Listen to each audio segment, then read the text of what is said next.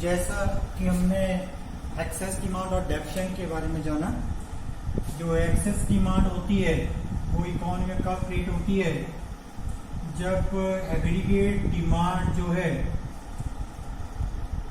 ADF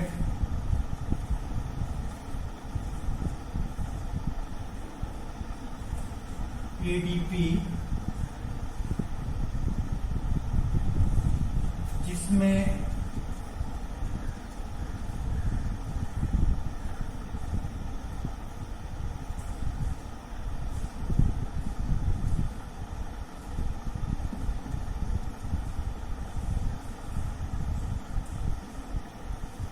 ये वह स्थिति है जहां पर फुल एम्प्लॉयमेंट की स्थिति यहां पर है और यहां पर एग्रीगेट प्लांट डिमांड जो है वो एग्रीगेट फुल एम्प्लॉयमेंट से ज्यादा है। तो इकोनॉमी में ये जो स्थिति है ये एक्सेस डिमांड की स्थिति है। ये ध्यान रखना आपने, यानी पूर्ण रोजगार से ज्यादा जब एग्रीगेट डिमांड होती है, एग्रीगेट प्लांट डिमांड ज्यादा होती है, तो वो जो स्थिति होती है वो कौन सी होती है, एक्सेस डिमांड की स्थिति होती है। और यदि एग्रीगेट प्लांट डिमांड जो है वो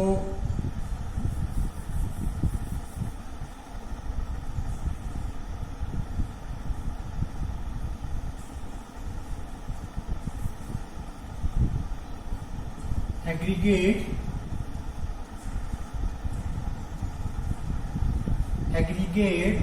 प्लांट डिमांड जो है वो एग्रीगेट फुल एम्प्लॉयमेंट से कम है, ADP, ये जो स्थिति है ये डेफिशिएंट डिमांड की स्थिति को व्यक्त करती है। ये ध्यान रखना,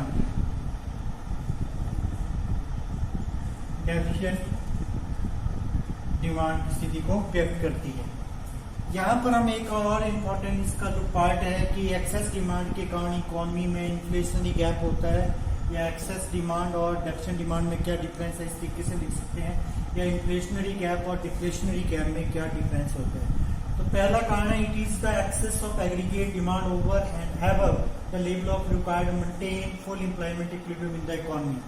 अर्थात यहाँ पे मैं एक और डायग्राम बना रहा हूँ जिसमें मैं एक्सेस डिमांड को शो कर रहा हूँ।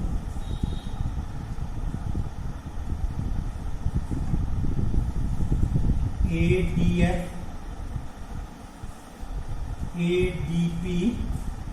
बाई और GDP यहाँ शो करते हैं हम। यहाँ पर AD एंड AS को शो किया जाता है Y के ऊपर, OX के ऊपर। ये वह स्थिति है जो एक्सेस डिमांड की स्थिति को व्यक्त करती है। ये डेफिशिएंट डिमांड की स्थिति को व्यक्त करती है। दोनों डायग्राम मैंने यहाँ पे बना दी है। अब यहाँ पे एग्रीगेट डिमांड जो होती है वो फुल एम्प्लॉयमेंट, ये जो स्तर है OM का जो स्तर है ये फुल एम्प्लॉयमेंट का स्तर है। तो एग्रीगेट डिमांड जो होती है फुल एम्प्लॉयमेंट लेवल से ज्यादा होती है, ये यहाँ पे दिखाया गया है। यानी EF जो है यहाँ पर वो एक्सेस डिमांड को व्यक्त कर रहा है। तो यहाँ सबसे पहले इसका मीनिंग लिख सकते हैं आप कि it is the excess of aggregate demand over and above the level of required to maintain full employment equilibrium in the economy. जितनी पूर्ण रोजगार स्तर के लिए जितनी मांग होनी चाहिए, मांग का स्तर उससे ज्यादा होता है, उस स्थिति को हम एक्सेस डिमांड का स्थिति जो वो कहते हैं। दूसरा है it is the deficiency of aggregate demand from the level of required to maintain full employment equilibrium in the economy. जितना पूर्ण रोजगार स्तर को बनाए रखने के लिए, यानी OM में जो पूर्ण रोजगार का स्तर है इसको बनाए रखने के लिए इतनी मांग की जरूरत थी, अर्थात मांग का स्तर इससे कम होता है। अर्थात we can say it is the deficiency of aggregate demand from the level of required to maintain full employment equilibrium in the economy. जितनी पूर्ण रोजगार स्तर के लिए मांग की जरूरत थी उससे मांग कम रह जाती है, वह स्थिति जो है वो क्या कहलाती है, आपकी डेफिशिएंट डिमांड कहलाती है। ये जो डेफिशिएंट डिमांड को व्यक्त किया गया है ये एक्सेस डिमांड की स्थिति को व्यक्त किया गया है। तो पहला डिफरेंस यही है कि जितनी पूर्ण रोजगार के लिए मांग चाहिए थी, मांग उस मांग का लेवल यानी डिमांड का लेवल जो है वो उससे ज्यादा होता है, और इसमें डिमांड का लेवल जो है वो कम होता है।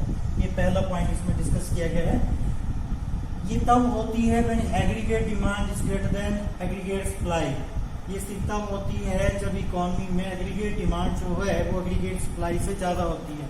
पॉइंट E, यहाँ पर इतनी एग्रीगेट सप्लाई है तो इससे ज्यादा जो है वो एग्रीगेट जो है वो डिमांड है, ये ध्यान रखना आपने। तो ये स्थिति तब पैदा होती है जब पूर्ण, जहां पर जो भी संसाधन है उनका फुल यूटिलाइजेशन, यानी कोई भी यहाँ पे कोई भी इकोनॉमी में किसी प्रकार की कोई बेरोजगारी हमें देखने को नहीं मिलती है। तो ऐसी स्थिति में एग्रीगेट डिमांड जो वो ज्यादा होती है, अर्थात जब एग्रीगेट डिमांड जो है वो ज्यादा है और एग्रीगेट सप्लाई से पूर्ण रोजगार की स्थिति में, फुल एम्प्लॉयमेंट स्थिति में या corresponding in the full employment equilibrium level, इस स्थिति को जो है वो हम एक्सेस डिमांड के नाम से या इन्फ्लेशनरी गैप से नाम से जो जानते हैं। It occurs when aggregate demand is greater than aggregate supply corresponding to full employment level.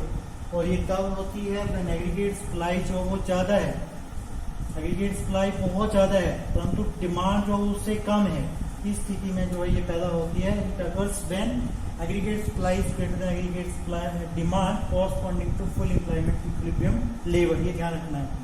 Third, इसमें जो है वो लेवल ऑफ आउटपुट कांस्टेंट रहता है, अर्थात कांस्टेंट जीडीपी भी कहते हैं। इसके बाद जो है जो भी रिसोर्सेज का फुल यूटिलाइजेशन हो जाता है, तो इस स्थिति में हम प्रोडक्शन को नहीं बढ़ा सकते, अर्थात गुड्स एंड सर्विसेज का प्रोडक्शन नहीं बढ़ाया जा सकता। अर्थात लेवल ऑफ आउटपुट जो है वो एक्सेस डिमांड की स्थिति में जो है वो कांस्टेंट रहता है, अर्थात level of output is constant at full employment level.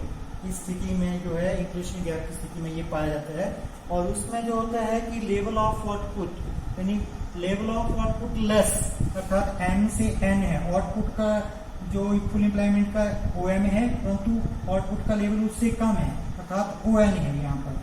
मतलब but we can say level of output is less than that at the full employment, पूर्ण रोजगार से उत्पादन का स्तर जो है वो कम रहता है। थर्ड, इसका जो वो डिफरेंस है इन्फ्लेशनरी गैप और डिफ्लेशनरी गैप का। फोर्थ जो इम्पोर्टेंट इसका हम डिफरेंस देखते हैं वो ये है कि जो एक्सेस डिमांड है इसमें किसी प्रकार की अनएम्प्लॉयमेंट नहीं पाई जाती है, ना ही अंडर एम्प्लॉयमेंट पाई जाती है, क्योंकि इस स्थिति में जितने भी रिसोर्सेज है उनका फुल यूटिलाइजेशन हो जाता है और जितने भी फैक्टर ऑफ प्रोडक्शन है या जितने भी रिसोर्सेज हैं उनको फुल एम्प्लॉयमेंट जो प्राप्त होता है। तो इस स्थिति में किसी प्रकार की अनएम्प्लॉयमेंट या अंडर एम्प्लॉयमेंट की स्थिति नहीं होती। बट इंडक्शन डिमांड में जो है वो पूर्ण रोजगार स्तर से पहले ही एडीपी और एएस जो वो दोनों बराबर हो जाते हैं, जैसे यहाँ पे व्यक्त किया गया है, यहाँ पे दोनों बराबर है। तो इस स्थिति में जो है इकोनॉमी में जो है वो अंडर एम्प्लॉयमेंट या अनएम्प्लॉयमेंट की स्थिति हमें देखने को मिलती है। यहाँ पे ये बताया गया है देयर इज नो अनएम्प्लॉयमेंट और under employment in the economy, किस केस में, जब इन्फ्लेशनरी गैप है या एक्सेस डिमांड है। और देयर इज अंडर एम्प्लॉयमेंट या अनएम्प्लॉयमेंट इन द इकोनॉमी, किस सिचुएशन में, जब इकोनॉमी में जो है वो डेफिशिएंट डिमांड की स्थिति जो पाई जाती है। तो इस केस में जो है वो अंडर एम्प्लॉयमेंट, यानी ये जो स्थिति है वो कौन सी स्थिति आपकी अंडर एम्प्लॉयमेंट की स्थिति पाई जाती है। ये ध्यान रखना है कि इसके कारण अंडर एम्प्लॉयमेंट या अनएम्प्लॉयमेंट की स्थिति होती है डेफिशिएंट डिमांड के कारण, और इसके कारण कोई अंडर एम्प्लॉयमेंट या अनएम्प्लॉयमेंट की स्थिति नहीं होती है। किसके कारण, एक्सेस डिमांड के कारण। तो ये भी हमें अंतर हमें देखने को मिलता है। एक्सेस डिमांड के कारण इकोनॉमी में जो है वो बेस प्राइस स्पाइरल की स्थिति पैदा होती है। इसमें जो है बेस प्राइस स्पाइरल की स्थिति पैदा होती है, अर्थात बेस जो है base catches price, price catches basis, अर्थात मजदूरी कीमतों का पीछा करती है और कीमतें मजदूरी का पीछा करती है।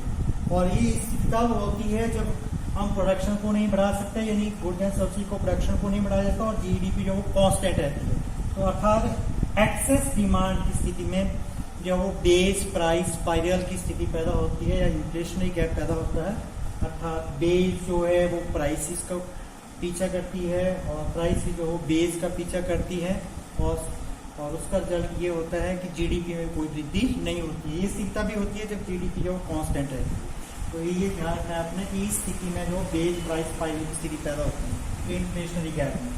बट इस स्थिति में जो है वो कोई बेस प्राइस स्पाइरल की स्थिति पैदा नहीं होती, बट इस स्थिति में जो है it lead to low level equilibrium trap, ये इकोनॉमी के इक्विलिब्रियम लेवल को नीचे ला देती है और low level of equilibrium trap पे जाती है, या इसके कारण एग्रीगेट डिमांड रिड्यूस हो जाती है। और जब एग्रीगेट डिमांड रिड्यूस होती है तो इनकम में भी कमी आती है, और जब इनकम कम होती है तो इसके कारण जो है वो और कम जो है एग्रीगेट डिमांड हो जाती है, और इसके कारण इकोनॉमी जो है वो डिप्रेशन की ओर जो अग्रसर हो जाती है। तो ये आपने ध्यान रखना है कि what is the main difference between inflationary gap और डिफ्लेशनरी गैप। तो ये यहाँ पे चार जो है वो इसके कारण है। पहला इसके मीनिंग का दे सकते हो, एक दूसरा इसका इक्वेशन 2 में बता सकते हो। तीसरा यह है कि जो इन्फ्लेशनरी गैप होता है उसमें आउटपुट जो है वो कांस्टेंट रहता है, उसमें आउटपुट जो है वो कम होता है। और इसमें चौथा जो है इसमें क्या है कि इन्फ्लेशनरी गैप में जो है वो अनएम्प्लॉयमेंट या अनएम्प्लॉयमेंट की स्थिति नहीं होती है, बट डिफ्लेशनरी या फिर इसको हम डेफिशिएंट डिमांड की स्थिति में जो है वो अंडर एम्प्लॉयमेंट या अनएम्प्लॉयमेंट की स्थिति पाई जाती है। फोर्थ डिफरेंस है। और लास्ट जो इसका इम्पोर्टेंट डिफरेंस है कि एक्सेस डिमांड के कारण जो है वो इन्फ्लेशनरी गैप पैदा होता है, और साथ ही साथ इसके कारण बेस प्राइस स्पाइरल की स्थिति पैदा होती है। Base price spiral, base catches prices and prices catches basis. और ये तभी होता है जब इकोनॉमी में जीडीपी जो है, रियल जीडीपी जो है वो कांस्टेंट रहती है, और इस कारण बेस प्राइस स्पाइरल की स्थिति हमें देखने को मिलती है। और इसमें जो है वो क्या होता है कि इक्विलिब्रियम लेवल जो है वो कम हो जाता है, यानी under equilibrium, low level of equilibrium level के ऊपर इकोनॉमी चली जाती है। इसके कारण एग्रीगेट डिमांड डिक्रीज होती है, इनकम रिड्यूस होती है, और धीरे धीरे इकोनॉमी जो है वो पीछे की ओर अग्रसर यानी इकोनॉमिक डिप्रेशन की ओर जो वो जाना शुरू कर देती है। अर्थात एग्रीगेट डिमांड जो है, low income leads to low level of aggregate demand की स्थिति जो इकोनॉमी में पैदा हो जाती है।